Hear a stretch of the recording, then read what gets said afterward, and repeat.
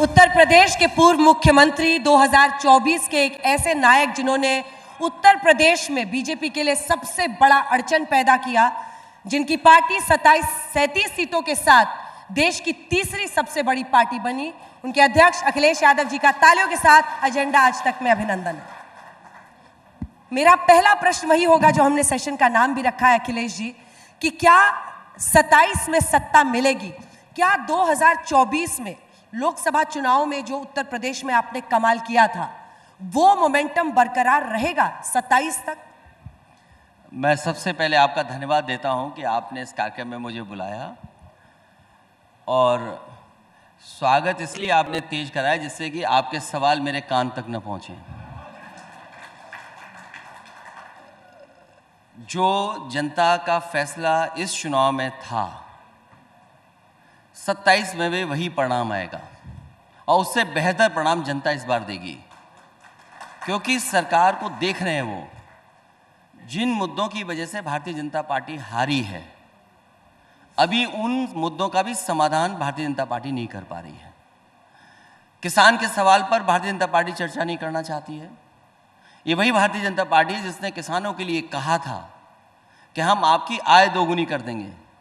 अर्थव्यवस्था को अगर आप विकसित भारत तक पहुंचाना चाहते हैं तो बिना किसान की आय बढ़ाए आप दुनिया में विकसित भारत कैसे बनाएंगे? और जिस देश में इतने बड़े पैमाने पर बेरोजगारी हो, जहां अग्निवीर जैसी नौकरी आधी अधूरी नौकरी हो, तो वहां पर नौजवानों का भविष्य क्या होगा? आज का नौजवान सपने देख रहा है, एक अच्छी नौकरी मिल जाए, सम्मान का उसको रोजगार मिल जाए, वो सपने देख रहा है। आज कोई भी सरकार कोई बात छिपा नहीं सकती है। आज के जो युग में हम जिस तरीके से जी रहे हैं, हर चीज़ें हर एक को पता है। तो अभी भी उन सवालों का जवाब भारतीय जनता पार्टी ने नहीं ढूंढा है।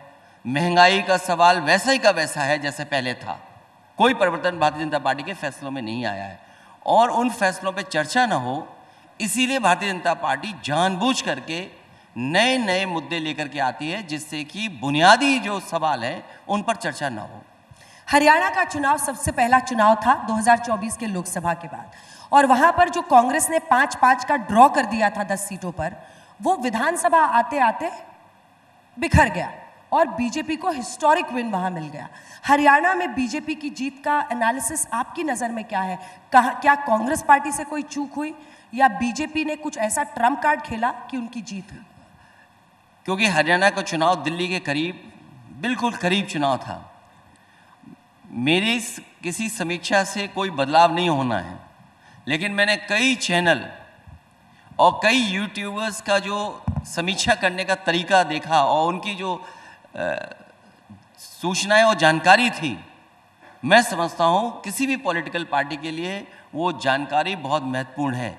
क्योंकि अगर भारतीय जनता पार्टी से मुकाबला करना है तो आपको ज़मीन पर रह करके ही मुकाबला कर पाएंगे। आप किसी भी तरीके से आप उनका मुकाबला नहीं कर पाएंगे, आपको ज़मीन पर ही रहना पड़ेगा। तो आपको लगा कि ज़मीन पर कांग्रेस पार्टी ठीक से नहीं लड़ पाई? क्योंकि जिस तरह का भारतीय जनता पार्टी का काम करने का तरीका है, कई समीक्षाओं में ये बात निकल कर के आई कि जो प्रत्याशी लड़ रहे थे भाजपा के, एक तो सिंबल पे थे, लेकिन भारतीय जनता पार्टी कितने अन्य प्रत्याशियों को चुनाव लड़ा रही थी ये किसी को नहीं पता था। अब ऐसा मुकाबला कौन कर पाएगा? और ये बहस बहुत पुरानी है। मुझे याद है कि संपूर्ण क्रांति के समय जब आंदोलन हुआ और जिस समय जेपी लोकनायक ने आह्वान किया था, तो उस आह्वान में ये भी था कि चुनाव खर्चा कैसे कम हो। आज हमें और आपको सबको बैठ कर के सोचना पड़ेगा कि अगर चुनाव का खर्चा एक पैमाने से ऊपर जाता है तो आप भारतीय जनता पार्टी का मुकाबला नहीं कर पाएंगे। जेपी ने तो कहा था संपूर्ण क्रांति का नारा है भावी इतिहास हमारा है, लेकिन वो भावी इतिहास आज है, और इसी आज में महाराष्ट्र भी महाविकास अघाड़ी यानी इंडिया गठबंधन के साथियों के हाथ से फिसल गया। वहां पर आपको लगा कि उन्होंने कई बागी और अलग अलग उम्मीदवार उतार दिए, वोट शायद बट गया। महाराष्ट्र में क्या हुआ? क्या वहां पर उद्धव ठाकरे का चेहरा ना प्रोजेक्ट करना गलत फैसला हुआ? कांग्रेस सबसे ज्यादा 101 सीटों पर लड़ी, ये गलत फैसला हुआ? आपको क्या लगता है, क्योंकि वहां पर भी हिस्टोरिक विन है बीजेपी? देखिए, मैं किसी दल के खिलाफ नहीं बोलना चाहता हूं, लेकिन बीजेपी का जो ज़मीन पर काम करने का तरीका है कम से कम उससे बेहतर काम दूसरे दलों को करना पड़ेगा, तभी आप कामयाब होंगे। और उत्तर प्रदेश जैसी जगह पर जिस समय समाजवादी पार्टी ने पीडीए का नारा बना करके भारतीय जनता पार्टी का मुकाबला किया, उसका परिणाम यह हुआ कि भारतीय जनता पार्टी चुनाव हार गई। और मैं आपसे कहना चाहता हूं कि जितना भी पीडीए मजबूत होगा उतना ही सांप्रदायिक राजनीति भारतीय जनता पार्टी करेगी। जितना पीडीए मजबूत होता जाएगा उतनी ज़्यादा Bharatiya Janata party communal politics करना शुरू कर देगी।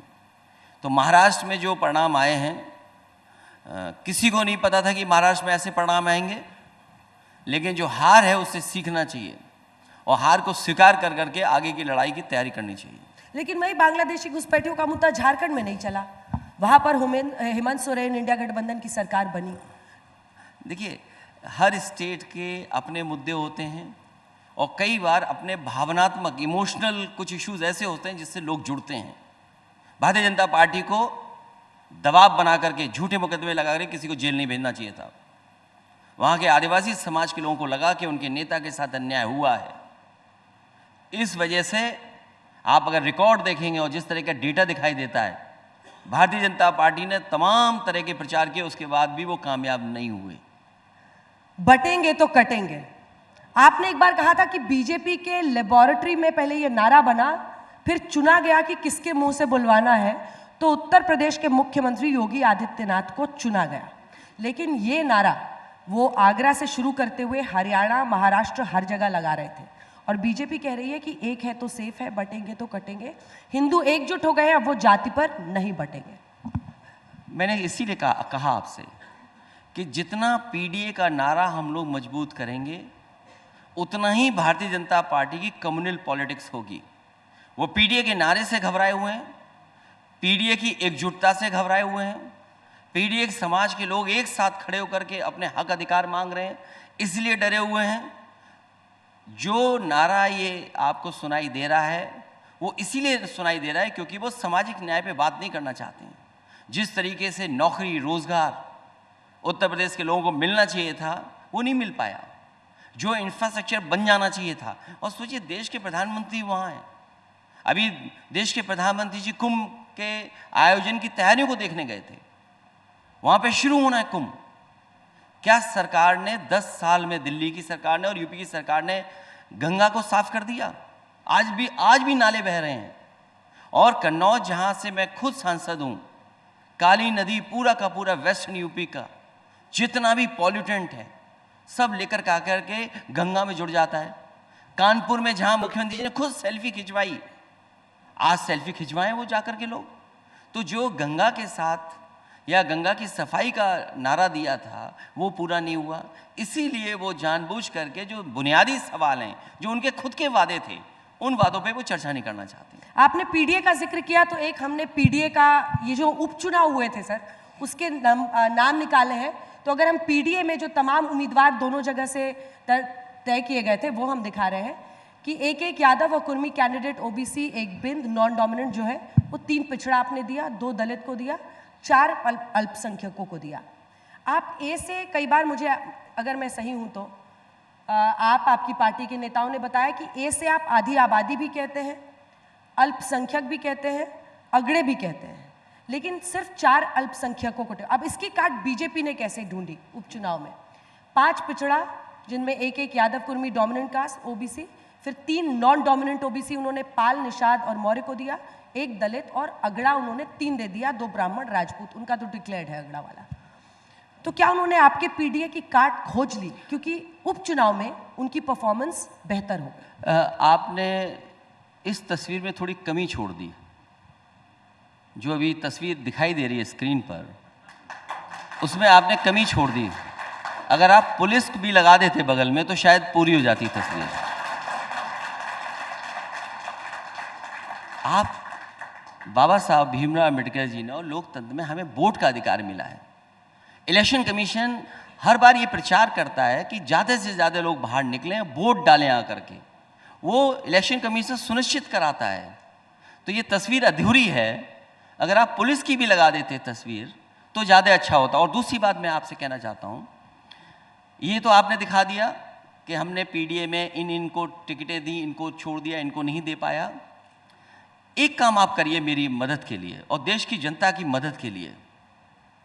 बीएलए, बीएलओ, सबसे छोटा अधिकारी होता है बीएलओ इलेक्शन कमीशन का, उसके बाद जिलाधिकारी तक कौन अधिकारी पोस्ट हुए थे इन पर, उसकी भी सूची इसी तरह जारी कर दोगे तो शायद आप लोकतंत्र की और आप पत्रकारिता की मदद करेंगे। आप जो अधिकारी उस दिन काम पर लगाए गए थे, बीएलओ से लेकर के पूरे अधिकारी जो बैठे हैं, जितने भी बैठे हैं वहां पर, और ये शिकायत मैंने एक बार नहीं की, कई बार शिकायत की, और शिकायत का परिणाम ये हुआ कि कानपुर में कुछ अधिकारी हटाए गए, जिसकी वजह से कानपुर तो जीत लिया हम लोगों ने, लेकिन बहुत सारी जगह पर चुनाव पुलिस ने लड़ा, पुलिस ने लड़ाया और पुलिस ने वोट डाला। और शायद वो तस्वीर आपने दिखाई होगी चैनल पे चुनाव के समय पर कि एक पुलिस का अधिकारी महिलाओं को रोक रहा है अपनी रिवॉल्वर से, कह रहा है कि वोट नहीं डालना है। लेकिन मैं बहादुर महिलाओं को बधाई देना चाहता हूँ कि उन्होंने हिम्मत नहीं हारी और उस साहस, वो डरे नहीं, वो जाकर के वोट डालने की पूरी कोशिश करते रहे। अखिलेश जी, इस पर बीजेपी के नेताओं का कहना है कि आपने पहले एक लंबा वीडियो डाला था और फिर आपने उस पोस्ट को एडिट करके वीडियो छोटा कर दिया सिर्फ ये दिखाने के लिए कि पहले ऐसा था कि जो पीछे पत्थरबाजी कर रहे थे उन्हें पुलिस मना कर रही थी। इस पर आपका क्या रिस्पॉन्स? तो उसमें आपकी जिम्मेदारी ये बनती है पत्रकार साथियों की कि अगर मैं कोई बात कह रहा हूँ, बीजेपी कोई बात कह रही है, उन सब तस्वीरों को आप स्लोली दिखाइए कि हो क्या रहा है, एक्टिविटी क्या हो रही है, तो आपको पता लगेगा कि पुलिस अपना केस मजबूत करने के लिए ये सब कुछ दिखा रही है। और करा पहले पुलिस ने किया, बाद में न जाने कितने वीडियोस हैं जो हमारे पास आज भी हैं, इलेक्शन कमीशन को दिया। 300 से ज़्यादा हम लोगों ने शिकायतें की हैं, 300 से ज़्यादा वीडियोस आज भी हमारे समाजवादी पार्टी के हैंडल पे होंगे, मेरे भी हैंडल पे होंगे। हाँ। पूरे के पूरे वीडियोस हैं, आप देख लीजिए पुलिस और प्रशासन क्या कर रहा था। और उस वीडियो को एडिट क्यों किया आपने? कोई एडिट नहीं किया, आप पूरा वीडियो फिर चलाइए। मैं तो आपसे कहूँगा कि आज भी वो वीडियो सब हैं, और अगर एडिट किए गए हैं तो एफआईआर दर्ज कराइए। एफआईआर दर्ज क्यों नहीं करा रहे हैं आप? और अभी जब हम लोग ये चर्चा कर रहे हैं अखिलेश जी, अभी खबर आज तक पे ये चल रही है कि वहाँ पर रेगुलर जो स्क्रीनिंग हो रही थी उसमें एक मंदिर वहाँ पर मिला है, उसकी सफाई हो रही है, और 1975-76 से वो मंदिर बंद था। संभल की खबर है, वहाँ एक मंदिर मिला है। आप कहते हैं ये खोदने वाले हैं, सौहार्द खोद रहे हैं, लेकिन उसी में एक मंदिर वहाँ पर मिला है। आपकी प्रतिक्रिया? पहले तो आप हमारे देश की संस्कृति और घर परिवार के लोगों को समझिए। हर घर में मंदिर होता है, कोई ऐसा परिवार नहीं है जिसके घर में मंदिर न हो। और कई बार हमने देखा है पुराने घरों में मंदिर बनाए गए हैं, लेकिन प्लेसेस ऑफ वर्शिप एक्ट है एक, किन परिस्थितियों में वो मंदिर कहाँ निकल रहा है, किसका घर था वो। तो इसीलिए मैंने कहा हमें खोदना नहीं है, अभी खोद देने वाले लोग इस देश का सौहार्द खोद देंगे, और हमें खोदना नहीं है अभी, हमें नए रास्ते खोजने हैं। अगर आप विकसित भारत बनाना चाहते हैं तो नए रास्ते खोज करके आप विकसित भारत की तरफ चलिए। आप ये खोद करके इसलिए राजनीति को बिगाड़ना चाहते हैं क्योंकि आप पीडीए की ताकत से घबराए हुए। मैंने फिर वही बात दोहराता हूँ, जितना पीडीए एकजुट होगा उससे बड़े पैमाने पर Bharatiya Janata party communal politics करेगी। लेकिन आप एक नेता हैं, आप चुनाव लड़ते हैं, जीतने के लिए लड़ते हैं, अपने कार्यकर्ताओं के लिए लड़ते हैं, उनकी हिम्मत बढ़ाने के लिए लड़ते हैं। आपको पता है, आप कह रहे हैं ये खोद कर भेदभाव कर रहे हैं। अब उस खोदने का भी उपाय आप ही को निकालना होगा, क्योंकि आपकी जिम्मेदारी है इन कार्यकर्ताओं के प्रति। आप कह रहे हैं पुलिस चुनाव जितवाती है, उपचुनाव में, लेकिन हमने देखा इससे पहले भी जब आपकी सरकार थी तो जो सत्ता में रहता है उसके पक्ष में नतीजे आते हैं। ये मत कहिए आप, ज्यादातर राज्यों में, मैं आपकी सिर्फ नहीं कह रही। मैं आपसे सहमत हूँ, फिर तो इसका मतलब चुनाव नहीं हुआ वो ठीक तरीके से। उपचुनाव में ऐसा देखा जाता है, ऐसा माना जाता है। इसकी भी काट आप ही को ढूंढनी है। ईवीएम में गड़बड़ी है, इसका भी काट आप ही को ढूंढना पड़ेगा, क्योंकि इसी ईवीएम की बदौलत आप तीसरी सबसे बड़ी पार्टी देश की बने। 37 सीट आपको आई। तब क्या ईवीएम, तब क्या ये पुलिस नहीं थी? कौन सी बीजेपी चाहेगी कि वो नीतीश कुमार, आप जानते ही हैं नीतीश बाबू क्या है, नीतीश कुमार और चंद्रबाबू नायडू के मोहताज रहे? ये बड़े सवाल हैं, और जो सवाल आप पूछ रहे हैं कि उत्तर प्रदेश में ईवीएम से ही, मैंने हमेशा ये कहा कि ईवीएम से ही हरा करके ईवीएम हटाऊंगा। और मैंने लोकसभा में कहा कि अगर मेरी 80 से 80 लोकसभा जीत जाऊंगा तब भी मैं ईवीएम को हटाने के लिए आह्वान करूंगा। हम और आप जो बैठे हैं, दुनिया के हम डेमोक्रेसीज को देखते हैं, बहुत सारे मुल्क जो डेवलप्ड हैं वो मुल्क ईवीएम क्यों नहीं इस्तेमाल कर रहे हैं? और जर्मनी जैसा देश जो सबसे ताकतवर है कई मायनों में, वो अपने देश में ईवीएम इस्तेमाल को अनकॉन्स्टिट्यूशनल बोलता है। वो देश कहता है कि ईवीएम से अगर वोट पड़ेगा तो अनकॉन्स्टिट्यूशनल है। हमारे यहाँ लोग तो 80% की 60% लोग अनाज पर जीवन जी रहे हैं। इसलिए ईवीएम पे अगर एक वोट का भी भरोसा नहीं है तो हमें ईवीएम हटा देनी चाहिए। बैलेट पेपर के दौरान क्या होता था आपको भी याद और होगा? ईवीएम में क्या हो रहा है, अभी उत्तर प्रदेश के 9 इलेक्शन में क्या हुआ है। तो फिर इसलिए तरीका इस क्या है? बहस, ये एक दो कहीं घटनाएं हो जाए उसकी वजह से आप ये पूरा का पूरा व्यवस्था नहीं, लेकिन सबसे भरोसे का, क्योंकि हम ये कहते हैं कि वोट बैलेट्स होगा, बैलेट से सरकार बदलेंगे। और इलेक्शन कमीशन और हमारा एक्ट ये कहता है कि वोट हमने किसको डाला है पता नहीं लगना चाहिए। सीक्रेट बैलेट है लिखा हुआ। अगर सीक्रेट बैलेट लिखा हुआ तो बैलेट से ज़्यादा सीक्रेट कोई नहीं हो सकता है। मशीन से आपको पता लग रहा है कि इस गांव में इस मोहल्ले ने किसको वोट दिया है। आप दुश्मनियां बढ़ा रहे हैं इसकी वजह से। तो जो सीक्रेट बैलेट वोटिंग का कॉन्सेप्ट है वो बैलेट से ही आप बचा सकते हैं। उत्तर प्रदेश की लड़ाई सबसे बड़ी लड़ाई बनी देश की। आपने यूपी में 37 सीटें जीतकर जो आंकड़ा कम किया बीजेपी का, उसी से वो बहुमत के आंकड़े को छू नहीं पाए। लेकिन आपको लगता है कि जितना क्रेडिट आपको मिलना चाहिए था उतना मिला है? अभी एक लड़ाई चल रही है कि बहुत सारे नेता हैं जो ममता दी का नाम ले रहे हैं कि ममता दी को नेतृत्व देना चाहिए इंडिया गठबंधन का, कांग्रेस में क्षमता नहीं है। महाराष्ट्र और हरियाणा के बाद उनको घेर रहे हैं राहुल जी को। आपकी इस पर क्या राय है? हमारी राय बहुत साफ है। हम तो उस पक्ष में कि बीजेपी को जो हटाएगा हम उसके साथ हैं। हमारा लीडरशिप के लिए कोई झगड़ा नहीं है। हम लोग यूपी से हैं और यूपी ही प्रधानमंत्री बनाता है, यूपी ही दिशा तय करता है। ये जो 400 पार का नारा था, अगर उस गाड़ी को किसी ने रोका है तो यूपी की जनता का सबसे बड़ा योगदान है और पीडीए परिवार के लोगों का सबसे बड़ा योगदान है। ऐसे ही नहीं चुनाव हम लोग मुकाबला जीते हैं, कई वर्षों से हम लोग मेहनत कर रहे थे, उसकी वजह से ये परिणाम आया है। कोई हमें क्रेडिट देता है नहीं देता है, लेकिन सबको पता है कि समाजवादी पार्टी वहाँ मौजूद है जो ऐसी सांप्रदायिक राजनीति करने वालों का मुकाबला करती रहेगी। समाजवादी पार्टी ने सबसे ताकतवर तरीके से लड़ाई की, दबे अंदाज में आपने बोली ये बात। समाजवादी पार्टी ने जो लड़ाई लड़ी और हमारे कार्यकर्ताओं ने जो लड़ाई लड़ी है उसके लिए मैं बधाई देता हूँ उनको कि हर बूथ पर, हर वोटर लिस्ट को, मुझे याद है जब मैं 22 में चुनाव हारा तो मैंने ये कहा कि इलेक्शन कमीशन ने जानबूझ करके वोटर लिस्ट में इस तरह का काम किया कि हमारे वोटर्स के नाम काट दिए। और उसका परिणाम ये हुआ कि इलेक्शन कमीशन ने मुझे नोटिस दिया था कि आप किस आधार पर कह रहे हो। मैंने इलेक्शन कमीशन को 18,000 वोट, जिन्होंने वोट डाला था उनके वोट डिलीटेड हुए, 18,000 वोट एफिडेविट के साथ इलेक्शन कमीशन को दिया है। अभी तक एक भी अधिकारी पर कार्रवाई नहीं हुई। अगर एक अधिकारी पर कार्रवाई हो जाएगी उसी दिन पूरे उत्तर प्रदेश की वोटर लिस्ट कभी खराब नहीं होगी, एक भी वोट काटा नहीं जाएगा। पर अखिलेश जी, आपको कैसे पता चला कि ये 18,000 लोग आपके वोटर थे और बीजेपी ये कैसे जान जाती है कि वो आपके वोटर है, उन्हीं का नाम हटाती है? क्योंकि ये आरोप मैंने ये लगाया था कि हमारे पीडीए परिवार के और खासकर यादव और मुस्लिम उन्होंने चिन्हित कर करके उनके वोट काटे थे। क्योंकि हम लोग इलेक्शन में रहते हैं तो वोटर लिस्ट का भी अध्ययन करते हैं, तो जब वोटर लिस्ट का अध्ययन करना पड़ता है तो सब चीज़ें पता होती हैं कौन किसका वोट कटा है। और जो व्यक्ति गया वोट डालने और जब वोटर लिस्ट में उसका नाम नहीं था, जब उसने पॉलिटिकल पार्टी को शिकायत की, क्योंकि इलेक्शन कमीशन कहता है कि आपको BLA बनाना है, आपको बूथ लेवल एजेंट बनाती है पॉलिटिकल पार्टी।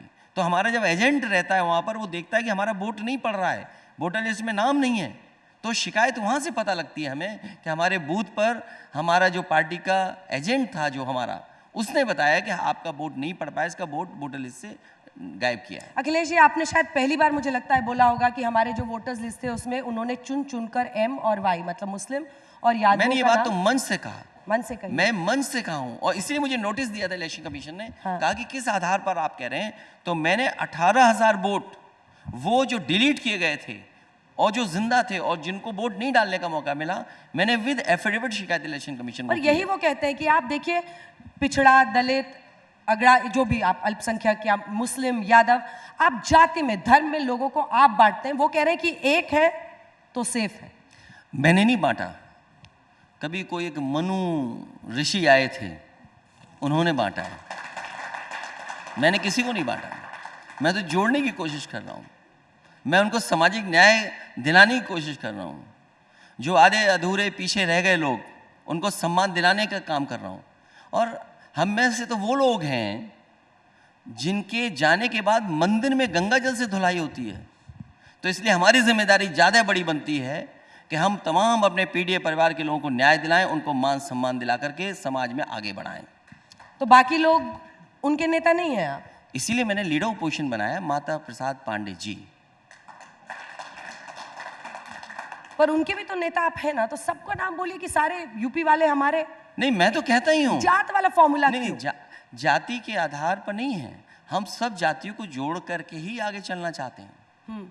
पर आपको नहीं लगता इसी बिसात पर वो हिंदुओं को फिर कन्विंस करते हैं कि देखिए इन्होंने चुनकर तो अगर यही इनको अलग किया है, आपको ऐसे ही बांट रहे हैं, आप एकजुट रहिए। ये परेशानी हुई, मतलब ये चैलेंज रहा हरियाणा या महाराष्ट्र में? कोई बीजेपी का नेता अगर आए, मेरा आपसे बहुत निवेदन है, उससे ये जरूर पूछिएगा कि मेरे जाने के बाद मुख्यमंत्री आवास को गंगा जल से क्यों धुलवाया और मेरे जाने के बाद मंदिर को गंगा जल से क्यों धुलवाया। अगर इसका जवाब मिल जाए तो जहां रहूंगा वहां मैं सुन लूंगा जवाब। इसका जवाब मेरा वादा है कि अगर योगी आदित्यनाथ जी का मैं कभी इंटरव्यू करती हूँ तो ये प्रश्न सीधा आपकी तरफ से मैं उसी समय जैसे इंटरव्यू खत्म होगा, सबसे पहले मैं धन्यवाद और आभार प्रकट आपका करूंगा। बहुत लोग इंतजार कर रहे हैं कि कुछ फायरवर्क्स होना चाहिए इस इंटरव्यू में, अभी तक बहुत सामान्य चल रहा है। तो अब मुझे लगता है कि लोगों को क्यों हताश करना है इस बात पर। हमारे आपके रिश्ते खराब नहीं होने चाहिए। हाँ, ये बात है।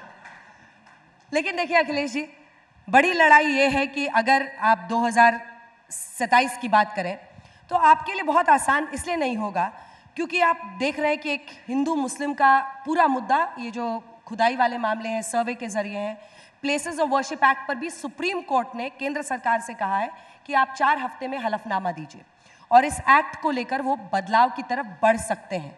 मैं अभी अटकलें ही बता रही हूँ, लेकिन सरकार का ये रुख है कि ये नाइंसाफ़ी हुई है हिंदू पक्ष के साथ। और कई जगहों पर सर्वे की इजाज़त कोर्ट्स ने दी है, जिसमें ज्ञानवापी में भी सर्वे हुआ है 90 दिन से ज़्यादा। आपको लगता है, और उत्तर प्रदेश में सबसे ज़्यादा इलाके हैं, चाहे वो मथुरा हो, बदायूं हो, यूपी हो, संभल हो, लखनऊ हो, जौनपुर हो, सब इलाके हैं। ये मामला अगर तेज़ रफ्तार पकड़ता है, एक्सीलरेटर इस पर दब गया, तो एक चैलेंज होगा आपके लिए। तो हमारी गाड़ी ऑटोमेटिक गियर पे सामाजिक न्याय की तरफ चल देगी तेजी तरीके से। अभी चल रही है और तेजी से चलेगी। जितना एक्सीलेटर वो दबा रहे हैं, उससे तेज समाजवादी लोग एक्सीलेटर दबाएंगे। क्या होगा वो एक्सीलरेटर? पीडीए परिवार। पीडीए परिवार, इसी पर आप अड़े रहेंगे और इसी फॉर्मूले से चलेंगे? देखिए, अड़े रहने की बात नहीं है।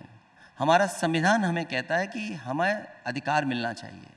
जो अधिकार हैं उन अधिकारों की लड़ाई लड़ेंगे।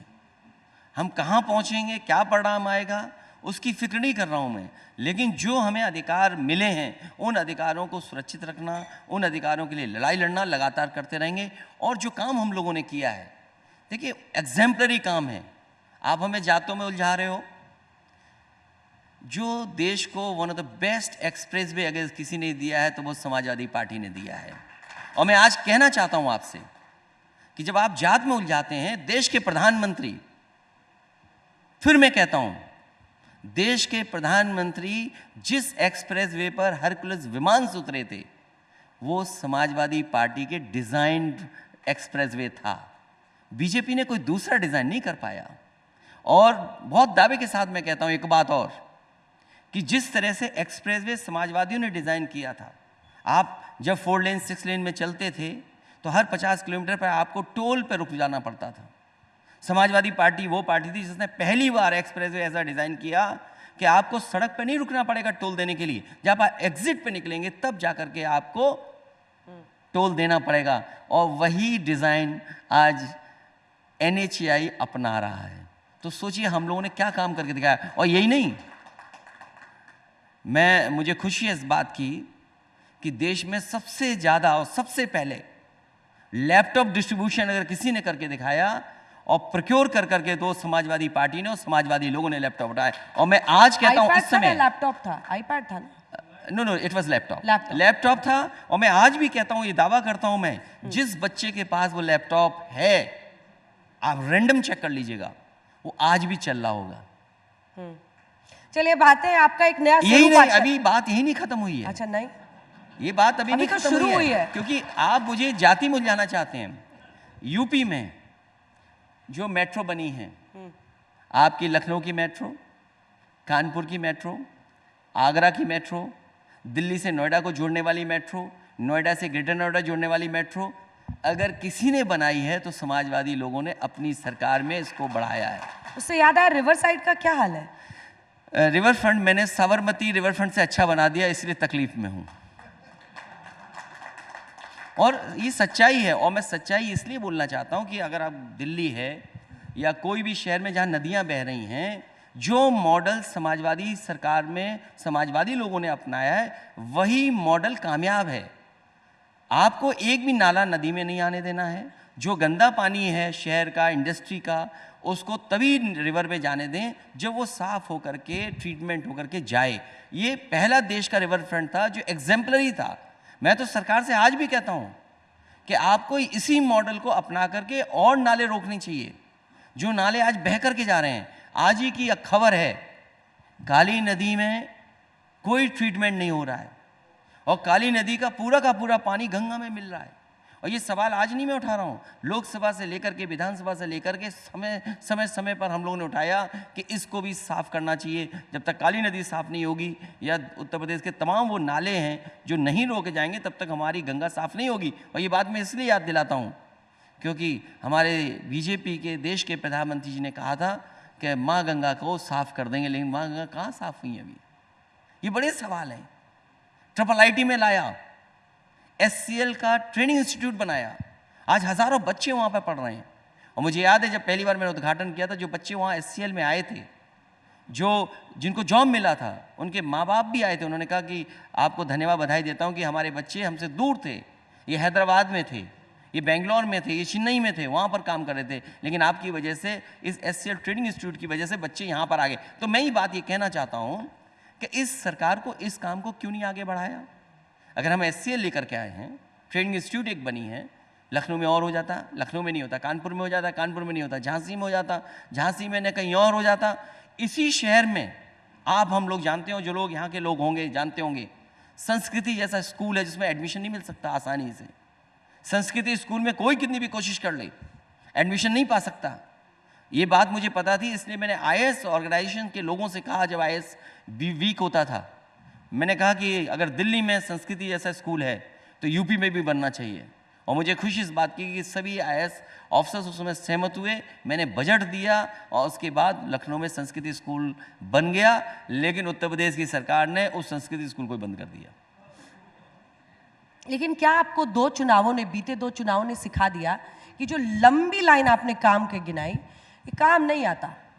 अल्टीमेटली एक फॉर्मूला, एक एमवाई, एक पीडीए, एक उधर से एक हो तो सेफ हो, यही चुनाव जिताता है। एक छोटा सा जवाब, फिर आएंगे संसद पे। नहीं, बिल्कुल नहीं। काम जिताता है, आपका समीकरण जिताता है, और उस समय जो परिस्थितियां चुनाव की बनती हैं वो आपको जिताती है। अब आते हैं देश की संसद में, क्योंकि आजकल आप वहां पर भी मोर्चा संभाले हुए हैं। हालांकि कई बार जब आप संभल पे बोलते हैं तो ऐसा लगता है कि यूपी विधानसभा में पहुंच गए हैं, लेकिन यूपी विधानसभा में भी जब आप घिरते थे योगी सरकार को, संसद चलती थी। यहाँ पर 2 दिनों से हम संविधान पर तो बहस सुन रहे हैं, लेकिन उससे पहले सदन नहीं चले। क्या आप इसके पक्ष में? मैं इसलिए कह रही हूँ क्योंकि डिम्पल जी ने यह सीधा कहा कि ना हम अडानी के मुद्दे पर किसी के साथ हैं, ना हम सोरोस के मुद्दे पर किसी के साथ हैं, हम चाहते हैं सदन चले। क्या आप भी यही मानते हैं? उनका मानना भी यही ठीक कहा, जो कहा वो एकदम ठीक कहा, इसलिए भी कि सदन में ही तो बहस होगी इन मुद्दों पर भी। सदन चलता और सरकार को स्वीकार करनी चाहिए थी बहस। अगर सरकार से सब लोग ये मांग कर रहे थे कि इन मुद्दों पे बहस होनी चाहिए और हमारे लिए प्राथमिकता पे संबल था, क्या कोई कल्पना कर सकता है आज की परिस्थितियों में कि आप सर्वे के बहाने इतना माहौल खराब कर दें? आप, ये दंगा नहीं था, ये प्रशासन की नाकामी थी। और जब कभी भी जांच होगी और जब कभी भी न्यायालय निर्णय लेगा, आप पाएंगे कि दोषी अधिकारी निकलेंगे। ये अधिकारियों का कराया हुआ सब कुछ है, जो जाने गई हैं वहाँ पर, वो अधिकारियों की वजह से गई है, सरकार की वजह से गई है। लेकिन राहुल गांधी जी तो अडानी पर अड़े रहे कि अडानी पर पहले बहस होनी चाहिए। बड़ा मुद्दा क्या? कांग्रेस पार्टी के राहुल गांधी जी भी संभल जाने की कोशिश की है, उन्हें भी सरकार ने नहीं जाने दिया। ये सरकार पता नहीं कैसी है।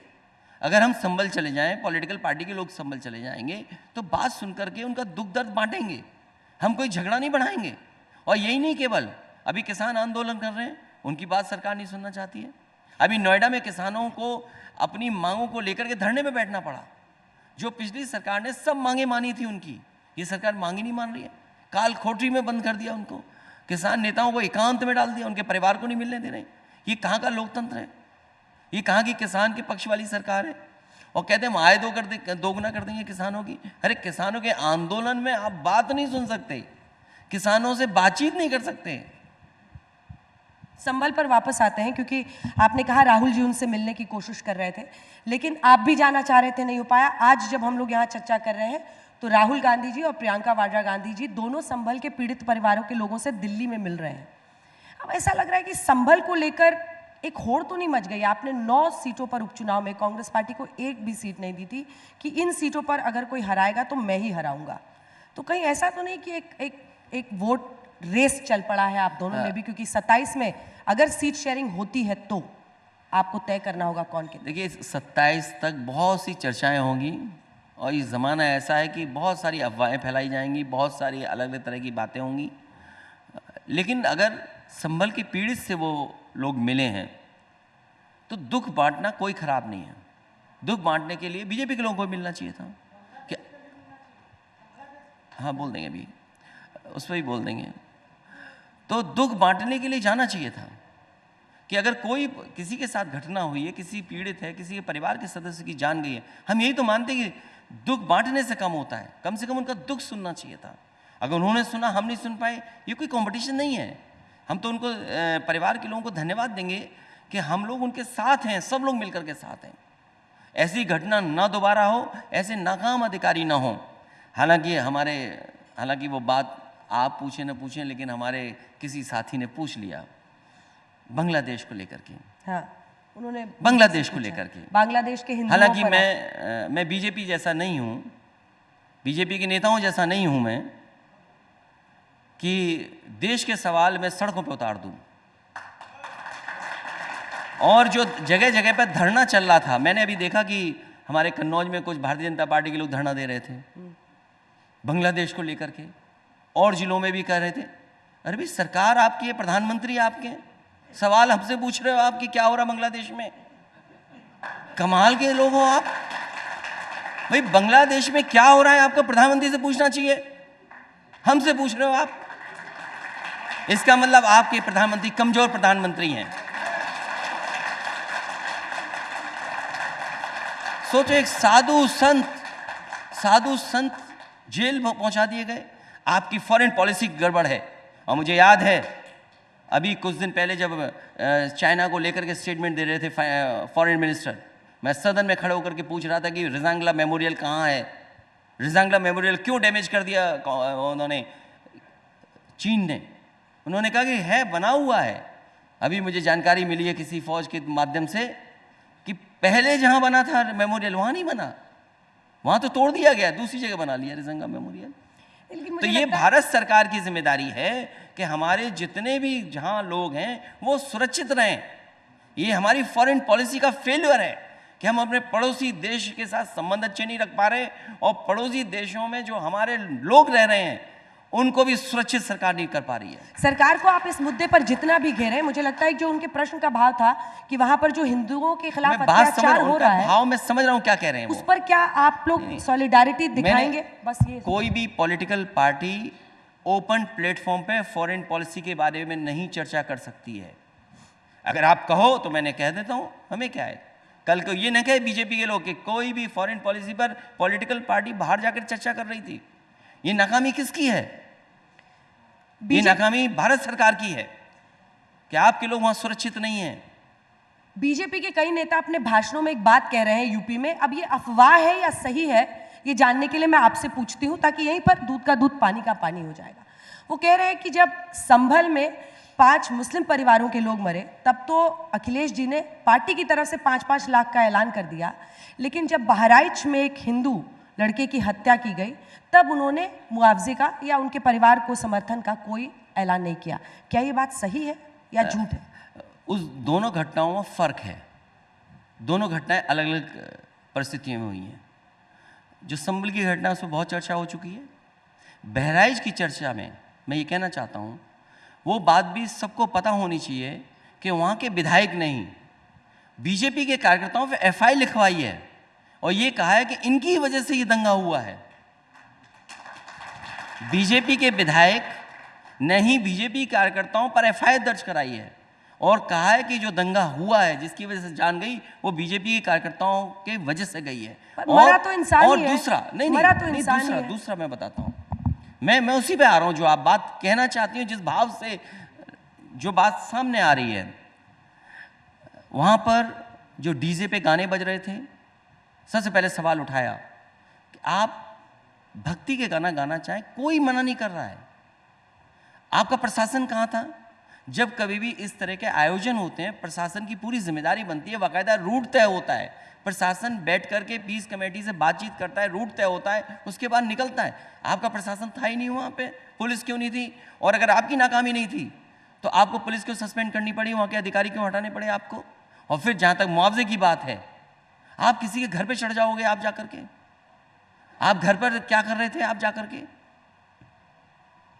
और सरकार अगर मुआवजा यहाँ भी दे दे, यहाँ तो गरीब निर्दोष लोग मारे गए हैं, पुलिस की गोली से मारे गए हैं, और पुलिस प्रशासन दबाव बना रहा है कि उनके खिलाफ केस मजबूत ना हो, इसीलिए घर परिवारों में जाकर के छापा मार रहे हैं। अभी कुछ दिन पहले और महिलाओं को उठाया था उन्होंने कि केस को मजबूत कर ले पुलिस। नाकामी अधिकारियों की जब कभी जांच होगी, जब कभी कोर्ट में ये बातें जाएंगी, तो अधिकारियों का इसका जवाब देना पड़ेगा। और हमें और आपको डीजीपी साहब की वो बात याद रखनी चाहिए। उत्तर प्रदेश के डीजीपी साहब ने कहा, जो बीजेपी के पहले डीजीपी बने थे, कि ये अधिकारी जो इस तरह का काम कर रहे हैं, उन्हें याद रखना चाहिए, जब उनके खिलाफ कार्रवाई होती है तो उनके साथ कोई खड़ा नहीं होता, उन्हें जेल में जाना पड़ता है। चलिए, अब इस मुद्दे पर जो भी फैसला आता है उस पर नजर रहेगी। अब वापस लौटते हैं। आपने कांग्रेस पार्टी को एक भी ऐसा टिकट मैंने क्यों कहा कि सरकार उनको भी मुआवजा सर, दे वहां दे, भी हम आदमी लोग भी मरा दे था, देंगे। आप भी दे देते। नहीं आदमी नहीं, सवाल ये नहीं है। वाला तो इंसान है। नहीं, सवाल ये नहीं है। उसको क्या पता कि बीजेपी की वजह से मरा या बीजेपी की कांग्रेस देखिए, की वजह? घटना अलग तरह की है। घटना एक तरफ मारे गए हैं, घटना अलग है। धर्म देख के नहीं दिया और सरकार निष्पक्ष होकर दोनों की मदद करे। मैं तो आपसे कह रहा हूं कि सरकार दोनों पक्षों की निष्पक्ष होकर के मदद करे, हम उनके साथ हैं। चाहे संभल और परिवार की अगर मदद करने की बात होगी, वो परिस्थिति क्या थी जिनमें ऐसी घटनाएं हुई? आपने यूपी में कांग्रेस को एक भी सीट क्यों नहीं दी 9 उपचुनावों? वो हमारी रणनीति थी, वो हमारा रणनीति का हिस्सा है। 2027 में आप दोनों साथ लड़ेंगे? कांग्रेस और समाजवादी पार्टी साथ लड़ेगी? बिल्कुल साथ लड़ेंगे। अभी तो हम दोनों साथ ही हैं। फिर रणनीति ऐसे वाली तो नहीं बन जाएगी? उस समय भी कोई नई रणनीति बनेगी। मैंने कहा कि हम नए रास्ते खोजने वाले लोग हैं, कोई रणनीति बनाई जाएगी। पर राहुल गांधी जी दोनों सीटों से जीते, वायनाड भी जीते और यहाँ भी रायबरेली जीते। अब क्या आपको लगता है कि उनकी जो नेतृत्व क्षमता है और जो उनका दावा है इंडिया गठबंधन के नेतृत्व पर, वो इस बार के चुनाव में बड़ा हुआ है? भारत जोड़ो यात्रा उन्होंने की है, सरकार को घेर रहे हैं, क्या उनकी दावेदारी बढ़ी है? मैं तो कुछ नहीं कह सकता हूँ, ये तो कांग्रेस पार्टी अपना तय करेगी, कांग्रेस पार्टी को क्या फैसला लेना है। तो आप में क्या बुराई है? नहीं, मैं तो कोई अपनी पार्टी के बारे में बोल सकता हूँ, मैं दूसरी पार्टी की समीक्षा नहीं कर सकता। इंडिया गठबंधन के नेता के तौर पर आपके लिए कोई क्यों नहीं बोलता है? कोई ममता दी के लिए बोलता है, कोई राहुल जी के लिए बोलता है, कोई कभी उद्धव ठाकरे, कभी किसी, आपके लिए क्यों नहीं बोलता है? क्योंकि मैं किसी और के लिए बोलता हूँ। किसके लिए? जिसके भी लिए हमारा इंटरनल मामला है, हम किसी के लिए भी बोल सकते हैं, इसलिए हम अपने लिए नहीं बुलवाते, ना हम बोलना चाहते अपने लिए। हमारे लिए यूपी महत्वपूर्ण है। हम इतने बड़े नेता नहीं हैं कि अब पूरा देश में चले जाएं। हमारे लिए यूपी महत्वपूर्ण है, हम लोग यूपी को लेकर के काम कर रहे हैं। सिर्फ यूपी क्यों? आप एक आप तीसरे नंबर की पार्टी हैं इस वक्त। एक वक्त था जब ममता बनर्जी थी, आप 3rd नंबर की पार्टी हैं। आपने मांगा कि मुझे मध्य प्रदेश में टिकट दो, तो वहां पर कमलनाथ जी ने अखिलेश कह दिया। आपने हरियाणा में मांगा, वैसे ही किया। आपने महाराष्ट्र में लिया तो 2 सीटें आपको मिली, और अबू आजमी जी अब कह रहे हैं कि तोड़ दिया हमने रिश्ता। तो क्या है, क्यों नहीं? आप राष्ट्रीय पार्टी क्यों नहीं? आपका प्रेजेंस कई जगहों पर है। रीजनल पार्टी का लक्ष्य तो है ही कि राष्ट्रीय पार्टी बने, और हम समाजवादियों का लक्ष्य है कि राष्ट्रीय पार्टी बने। और कभी भी हम लोगों ने सीटों को लेकर जिद नहीं की, क्योंकि हमारे सामने लड़ाई बड़ी दिखाई दी और बड़ी लड़ाई के लिए हमें कुछ न कुछ त्याग करना पड़ेगा। महाराष्ट्र को लेकर के हमारी बहुत बड़ी सूची नहीं थी, हालांकि वो फैसला उन लोगों का था जो हमारे सहयोगी दल हैं। अगर उन्होंने नहीं साथ दिया हमारा तो कोई बात नहीं, लेकिन हम बहुत ज़्यादा सीटें नहीं लड़े जिससे नुकसान हो। इसी तरह हरियाणा में हमारी पार्टी ने कहीं चुनाव नहीं लड़ा, क्योंकि हम नुकसान नहीं करना चाहते थे किसी का। और मध्य प्रदेश में वहीं चुनाव लड़े जहां पर हमारी पार्टी का संगठन था। तो ये हमारे इंटरनल मसले हैं इंडिया गठबंधन के, वो हम सुलझा लेंगे। आखिरी के, अब चूंकि हमारे पास सिर्फ 4 मिनट बचे हैं तो मैं कुछ रैपिड फायर टाइप कोशिश करूंगी, छोटे सवाल छोटे जवाब हो। मंदिर की भी तस्वीरें हम दिखा दें, क्योंकि आपके लिए, आप भी जानते हैं अखिलेश जी, आने वाले विधानसभा चुनाव में सबसे बड़ा चैलेंज होगा कि योगी आदित्यनाथ, जिनको बाबा आदित्यनाथ भी, योगी बाबू, अलग अलग जगहों पर जाएंगे। वो बुलडोजर भी लेके घूमते हैं योगी बाबू, वो घूमते हैं कई जगहों पर अपने सख्त अंदाज के साथ भी। वो कई जगहों पर योगी बाबू अपने प्रशासन की धमक भी दिखाते हैं। योगी बाबू का एक अंदाज ये भी है कि वो बाबा बन के घूमते हैं, हिंदुत्व का खुलकर प्रचार करते हैं, बटेंगे तो कटेंगे स्टार प्रचारक हैं योगी बाबू बीजेपी के। तो ऐसे में ये जो मंदिर की तस्वीरें हम संभल की दिखा रहे हैं, आपको लगता है कि ये अभी की तस्वीरें हैं, ये आपका सबसे बड़ा चैलेंज बनेंगी? पहले तो मैं आपका धन्यवाद देना चाहता हूँ, और दूसरा ये जो तस्वीर मैं देख रहा हूँ, हमारे हर घर में मंदिर हुए हैं। बहुत सारे घर हैं, मकान हैं जहाँ पहले लोग हैं। जैसे किसी का भी घर बनता था पहले मंदिर बनाते थे। तो ये किस समय का है, कौन लोग रहते थे, इस पे तो अभी मैं क्या टिप्पणी करूँ, मैं तो केवल तस्वीर देख रहा हूँ। लेकिन ये घर किसका रहा होगा उस समय, या कोई बेच के चला गया, या उनका किसी और परिवार के लोगों का घर था, मैं अभी नहीं कह सकता कुछ भी। लेकिन इससे हम लोग आगे नहीं बढ़ सकते हैं। हर जगह अगर हम खोजेंगे चीज़ों को तो उससे कहीं हम आगे नहीं बढ़ रहे हैं। अगर विकसित भारत बनना है तो हमें बहुत सारी चीज़ों में एक दूसरे का सम्मान करना पड़ेगा। सबसे बड़ी वजह आपकी जीत की 2024 में ये भी थी कि आपने स्ट्रेटेजिक प्लानिंग की, सीट बाय सीट किसको उतारना है, कांग्रेस को कहां पर उन्होंने शायद 1-2 जगहों पर, अगर मैं ठीक हूँ गलत हूँ तो करेक्ट कर दीजिएगा, उन्होंने 1-2 ऐसे उम्मीदवार का नाम घोषित कर दिया था जो नहीं थे। आपने सब कुछ प्लानिंग किया, कमान अपने हाथ में ली। ये चैलेंज सबसे बड़ा होगा।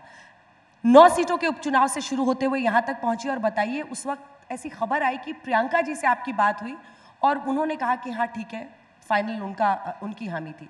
क्या सच्चाई है? आप किससे कांग्रेस में सीट शेयरिंग के लिए बात करते हैं और कैसे आप एक मजबूत फॉर्मूला निकालेंगे? देखिए, आपकी सब बातें ठीक हैं। ये पहली बार हो रहा है। आपकी सब बात ठीक थी प्रियंका जी। हाँ, और आखिरी में क्योंकि कांग्रेस के अलग अलग लीडर से अलग अलग समय पे बात हुई, वहाँ के कांग्रेस पार्टी के प्रेसिडेंट, उनसे भी बात हुई, उनके भी कुछ इश्यूज़ थे, उनके प्रभारी लोगों के इश्यूज़ थे, राहुल गांधी जी के इशू थे, और आखिरी में जो बात आपने कही, मैं सहमत हूँ कि आपको सही जानकारी है। चलिए, जो नंबर्स है एक जल्दी से आखिरी में दिखा देते हैं, जो कास्ट स्टैटिस्टिक्स है कि कैसे 2024 में CSDS का, ये यूपी का जो वोटिंग पैटर्न है वो दिखाता है कि इंडिया गठबंधन को और एनडीए को, दोनों के नंबर्स हैं। तो सवर्णों में तो उन्होंने बाजी मार ली, यादवों में आपने स्काई रॉकेट, और जो लास्ट में मुस्लिम है उसमें भी स्काई रॉकेट। लेकिन जो मुख्य मुकाबला रहा मुझे लगता है उसमें एक आप देख रहे हैं जाटव वोट में, दलित में भी जो डोमिनेंट है वहाँ पर 25-24 रहा, 56 और गैर जाटव वोट में 80 में, और कुर्मी कोयरी में आप देख रहे हैं कि 61 में फिर एनडीए बाजी मार ले जाती है। लेकिन बाय एंड लार्ज ये दिखाता है कि जाति के आधार पर जनता ने वोट किया और चुना। ये CSDS का लोकनीति का सर्वे है। पीडीए वर्सेस हिंदुत्व एक साथ, एक है, सेफ है। कैसे आप बताएंगे कि इस लड़ाई में आप कांटे की टक्कर देंगे 27? देखिए, मैं CDS के ये ग्राफ बार ये मान लूँ मैं जो आपने बनाया है, लोकनीति CSDS, मैं सहमत हूँ जो बनाया है। तो पहला ब्लॉक छोड़ करके सब पीडीए है। हाँ, पर बावजूद इसके ओबीसी क्या लड़ाई बची? खत्म है मामला, लॉक कर दिया जाए। पहला बार छोड़ करके सब पीडीए है। हमें इसी पे मेहनत करनी है, और 10%, 20% उनको भी लेके आना है। 50% वो लोग आ रहे हैं हमारे साथ। पहला बार पहला ब्लॉक है उसके 50% लोग हमारे साथ आ रहे हैं। अभी से बातचीत होना शुरू हो गई। हाँ, कितनी औरतों को टिकट देंगे? सॉरी, कितनी औरतों को टिकट देंगे? जो जीतने वाले होंगे सबको दूंगा। 33%? शुरुआत कीजिए, पहल नहीं, कीजिए। जितनी जीतने वाली होंगी उनको दूंगा। और मैं तो आपसे कहूंगा कि बीजेपी वाले लोगों से कहा जाए और हम लोग सब मिलकर आंदोलन चलाएं कि जो महिलाओं के लिए आरक्षण उन्होंने तय किया था उसको लागू करें, तो हम वो आसानी से और दे सकते हैं। तालियों के साथ बहुत बहुत धन्यवाद अखिलेश यादव जी मंच पर आने के लिए। एजेंडा आज तक पे तमाम सवालों के जवाब। Thank you so much.